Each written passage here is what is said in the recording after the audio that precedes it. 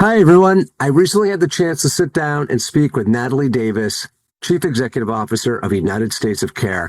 Natalie has worked for nearly 2 decades shaping and implementing American healthcare policies. From 2010 to 2016, she served at the Centers for Medicare and Medicaid Services, with the final 2 years as Senior Advisor to former CMS Administrator Andy Slavitt.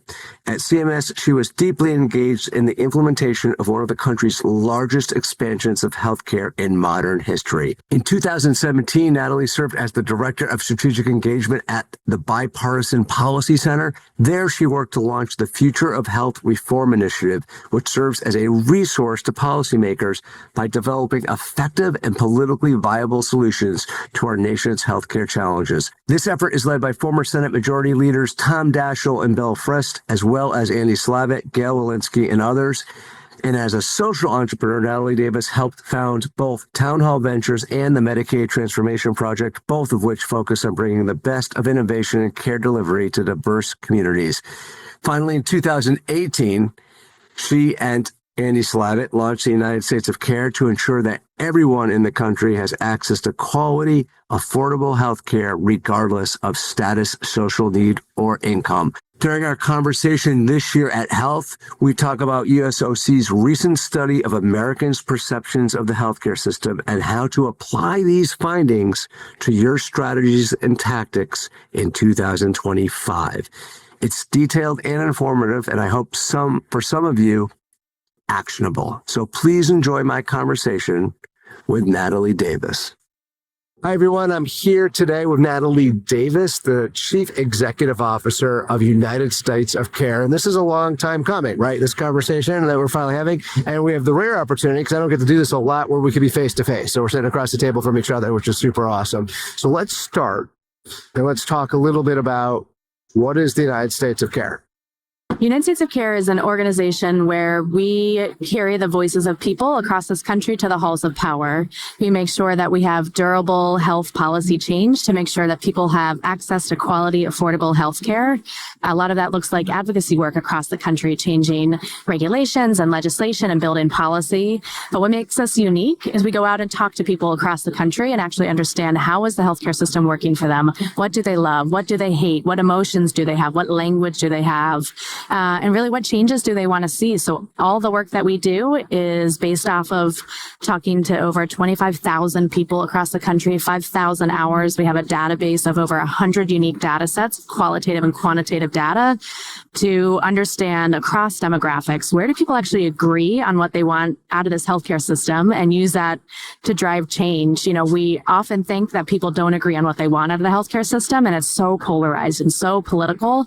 But when you go out and talk to people, you can see that a lot of people want the exact same thing out of the healthcare system, and we can make sure that that happens. That's great. So let's put it into context for our health plan and provider audience and enable them with information that could lead them to some new ways of doing things, some new solutions, some new bright spots. Yeah. Like how you integrated that. Well done. So let's talk about that. And let's talk about some of the gaps that you've identified through that touch points of those 25,000 Americans, and take us through that a little bit. Yeah, so we set out when we started the organization. I co-founded the organization with Andy Slavitt, with Senator Bill Frist, with many other luminaries who really wanted to make sure that we were centering the shared values and needs of people in our healthcare system and in the policy space. And so we went out and talked to people and asked just 5 questions of people. I was on kitchen tables in San Diego. I was on the streets of Philadelphia. The pandemic hit. We did it over Zoom. And we really were just authentically trying to understand, what are the shared values that people have across demographics. And I can tell you, we found them. There are 4 places that people agree on what they want out of the healthcare system. Number 1, people want the certainty they can afford their healthcare. We could have just said they want to afford their healthcare, but the word certainty actually gets to the emotional and reality of how people experience the healthcare system where they don't have the certainty that they can afford their healthcare. Number 2 is people want dependable coverage as their life changes. Right now in our healthcare system, people feel like they lose their health insurance coverage any minute, just from aging, from getting pregnant, maybe getting hit by a bus or having cancer, or if you lose your job in the middle of a global health pandemic, you lose your insurance. And so we prove to people over and over again that their coverage is not there for them. Number three, people want a healthcare system that's personalized. That means what, when, and how. And so when we talk to people, they really feel like it's one size fits all approach to healthcare, and that's not the kind of healthcare system they want. Number four is that people want a healthcare system that's easy to understand and navigate. And usually people that are in healthcare, that's the one they laugh at because it's probably maybe the hardest one given the complexity of our system, but people really feel that. So we went back out to people with those four shared goals, again, across political party, race, ethnicity, income, geography, and put down 70 different policies that we knew, if implemented well, with an eye towards equity, would build this healthcare system that people want. And they force ranked them. They talked about them. They heat mapped them to really show, here are the priorities that our healthcare system should have. And so the listeners here should know that that means to people in the space of affordability, more affordable insurance, more tax credits for people, expanded eligibility for Medicaid and CHIP. It means transparency into lowering the cost of prescription drugs and transparency into those costs. When people talk about personalized healthcare, the number one issue that actually raised to the top for Republican voters was supporting caregivers who care for loved ones at home. But it also looks like better maternal health and child health. It looks like care in the community or virtually. So people are getting the care that they want, where they need it, where they can access it. And then other transparency sort of things into how to help people navigate the healthcare system. I think there's a role for AI, actually, if done well. But people really want, I call it a healthcare buddy. The team didn't like that. But somebody who can sit with them when they get a cancer diagnosis and take notes for them, can remind them of what they're supposed to be doing. It's such a complex system. We use such jargon and people really feel that. And so if they have a healthcare system that really met their needs, they'd have somebody there that can help them navigate their healthcare and the healthcare system. 100%. You know, I've talked to some companies that do some recording of those appointments so that then later on someone could listen back and interpret that. I totally agree. And that's why you always want to bring a wing person or two to those appointments. So can we talk a bit about the opportunities that, you know, health plans and provider systems have to make a massive impact on consumers' lives? Like, we now know those four areas that you heard firsthand from the American people. And I'm going to quickly just summarize them if people have lost it. So certainly they can afford healthcare, dependable coverage as their life changes jobs, age out, new condition, new family. Three is a healthcare system that is personalized. And four is a healthcare system that is easy to understand and easier to navigate. Exactly. Yeah. So what are some of the opportunities you think that the commercial side of our industry has to help make an impact over the next 3 to 5 years? Yeah, I'd say number one is really, really focusing on how you're making healthcare more affordable. It is the number one issue that we hear from people. If you talk to people about becoming pregnant, if you talk to people about mental health, whatever the engagement point is that we're talking to people about, the first thing they talk about is, can I afford this? And we often talk about squeezing the balloon in healthcare. And if you squeeze it here, you know, for patients, it's going to show up somewhere else. We have to stop that. We have to stop putting the cost on the backs of patients. It's actually making them extremely distrustful of the healthcare system, of any changes that people want, any healthcare interactions that you're hoping to get from people in terms of them showing up for appointments, getting prenatal care. They don't trust it, right? We show them over and over again that we aren't building a healthcare system for them, and they have to pay for that. And so the number one issue people want you to work on is bringing down the cost of care, the cost of insurance, anything that they have to pay out of their pocketbook is the number one issue. I know it's hard.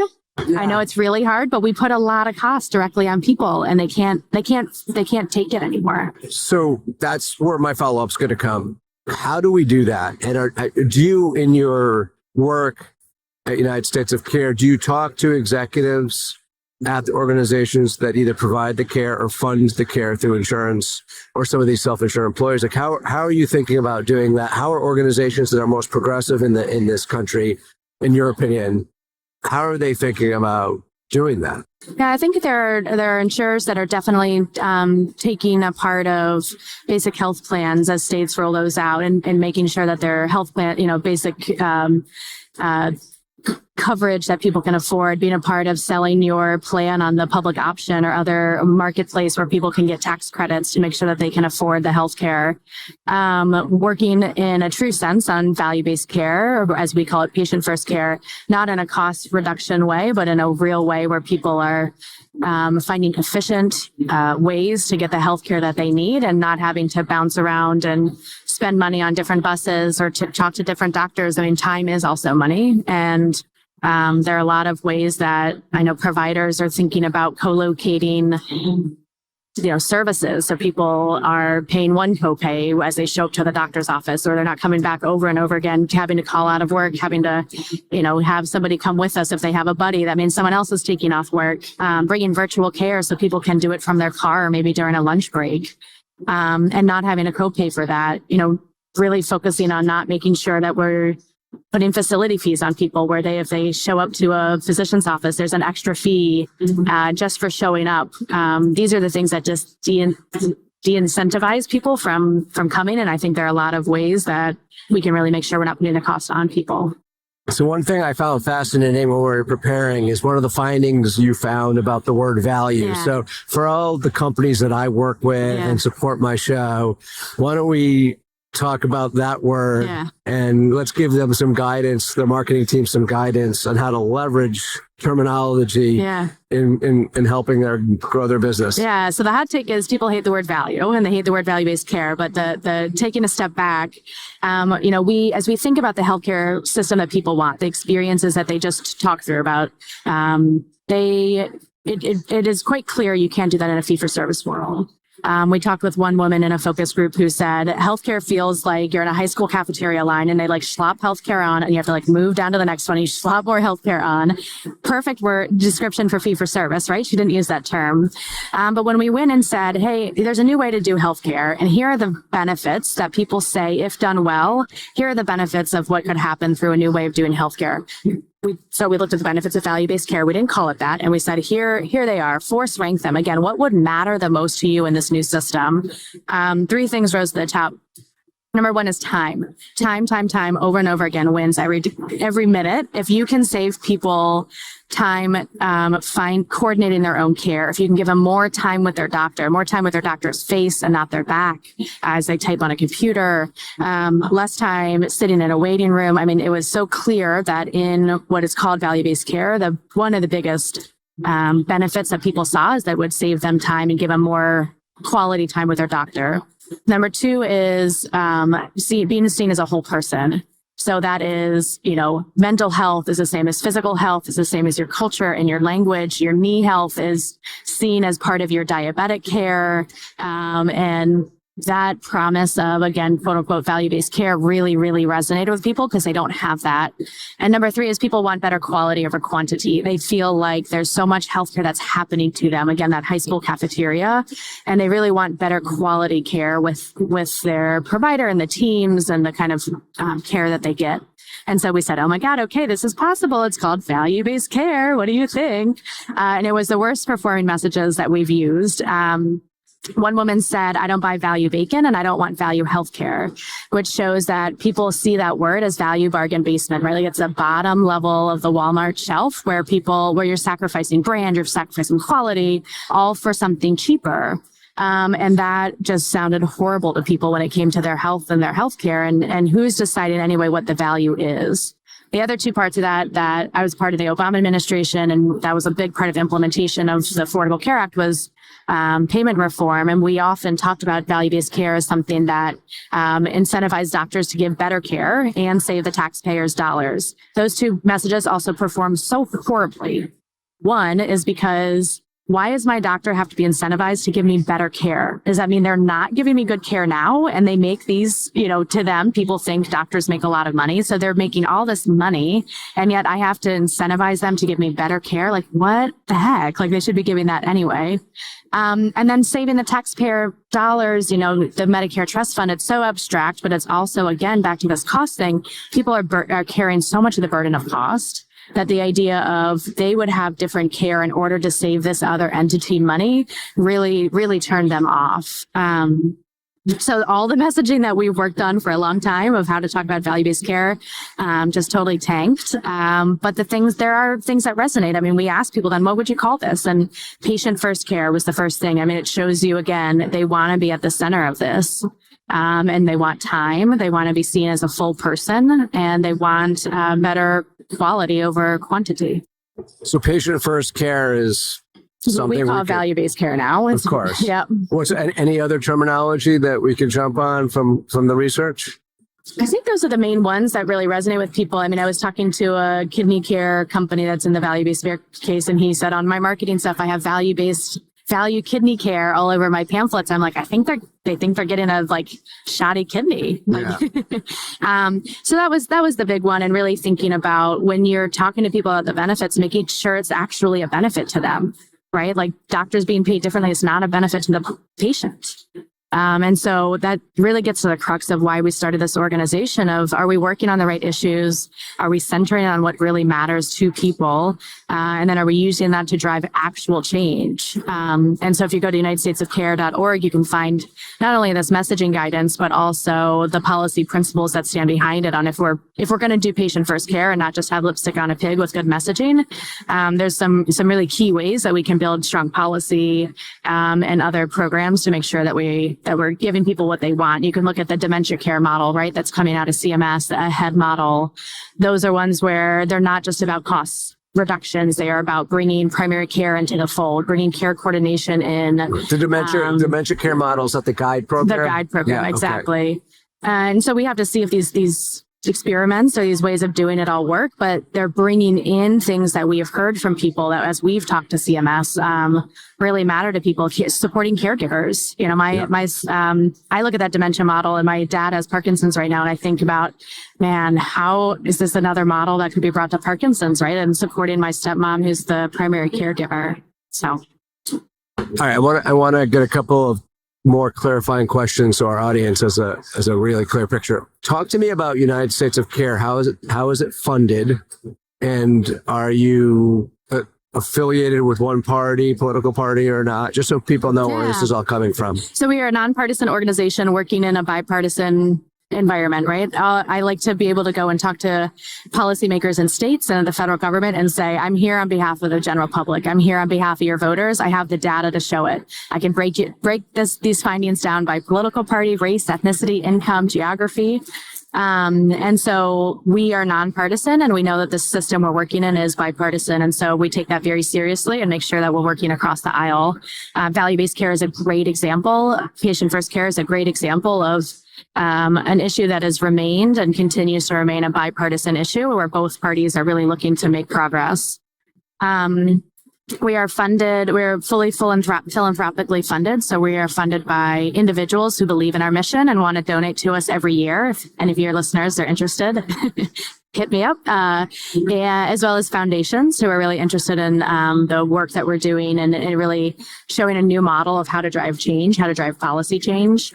And then there's amazing partners like Seven Wire Ventures, a venture fund in the healthcare space who wanted to make sure that we're continuing to drive good change. And we do that through an award that we give every year at Health, actually the Thomas Main Award, which recognizes one of their partners who passed away, who really believed in building a patient-centric healthcare system. And so that partnership is just absolutely amazing. And thankfully comes with philanthropic support for the organization.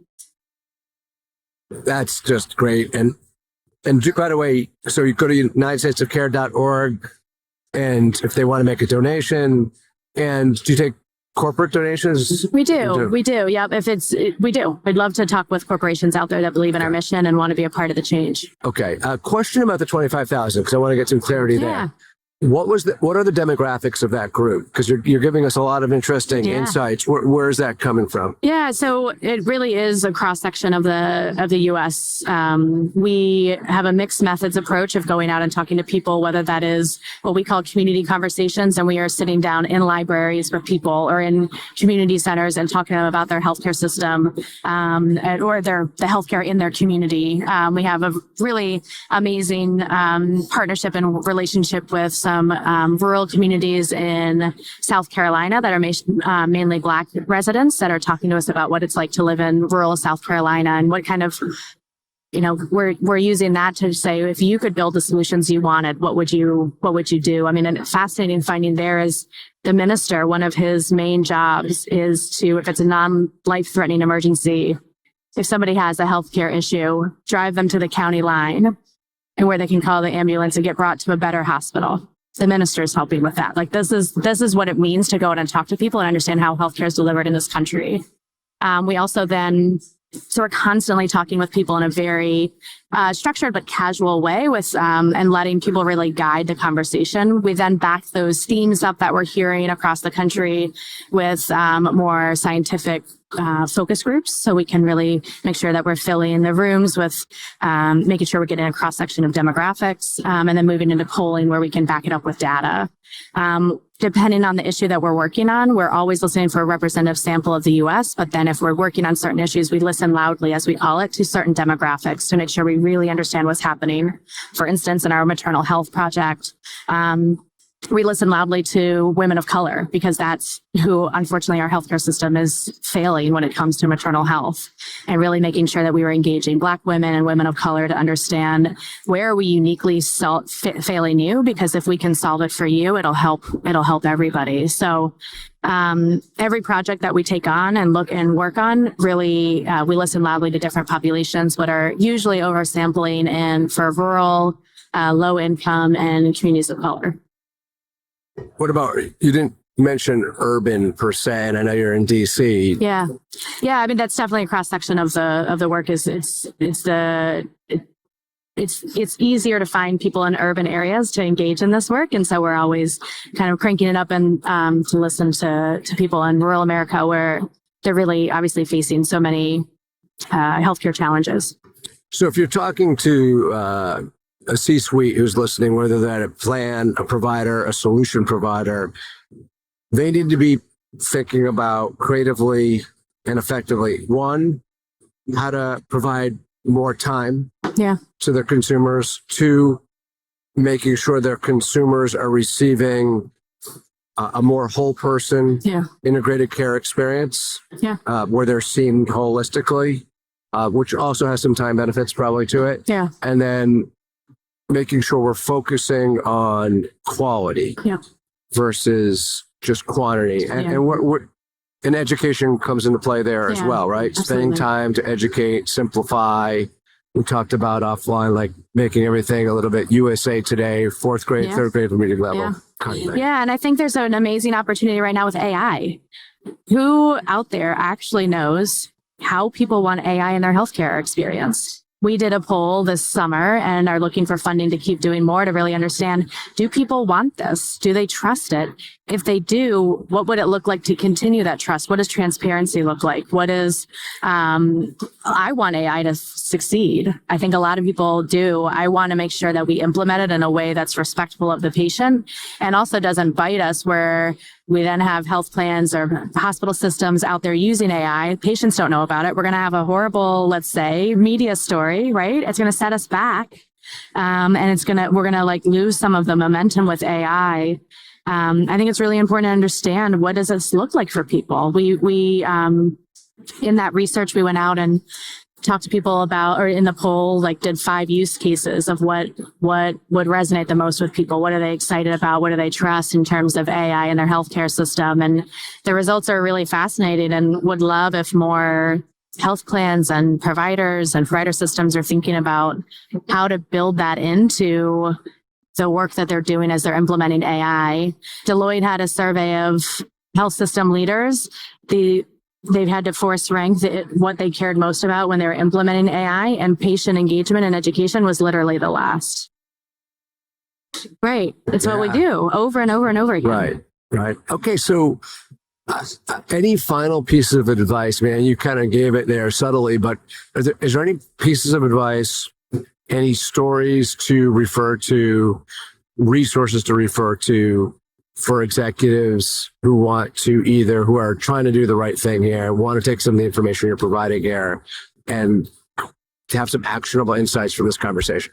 Yeah, I think at UnitedStatesOfCare.org, we have a ton of resources that show how do Black women think about the postpartum experience? How do people think about AI and the healthcare system? I think what you'll also find are some amazing resources on how are states and the federal government tackling some of these issues. And that landscape, that overview. We didn't talk a lot about the policy work that we do, but we believe you can't just listen to people. You got to actually drive change. And so our policy work, we really try to give a holistic view of what's happening across the country in AI. For instance, we have a state landscape of what kind of regulations are states looking at when it comes to AI. Same with postpartum health. Other issues that we're working on, value-based care, I think would be amazing resources for the leaders out there. Love it. Love it. Thank you for this. This was a long time coming. Like I said, we were preparing for almost a year. So thank you for all the time you spent with me preparing for this. It's great to actually do it face to face as well. We hope that everyone listening today takes some of the insights, the resources you provided, UnitedStatesOfCare.org. Dive into that. Think about that as you're thinking about your benefit strategy, your product strategy, your process strategy, no matter what kind of organization you represent. Thank you all for listening. We don't take the time you spend with us for granted. So hopefully some of the insights today will help you do your job a little bit better and help enable all of us in this country to receive better health care. This is your Bright Spots in Healthcare podcast. Thank you, everyone.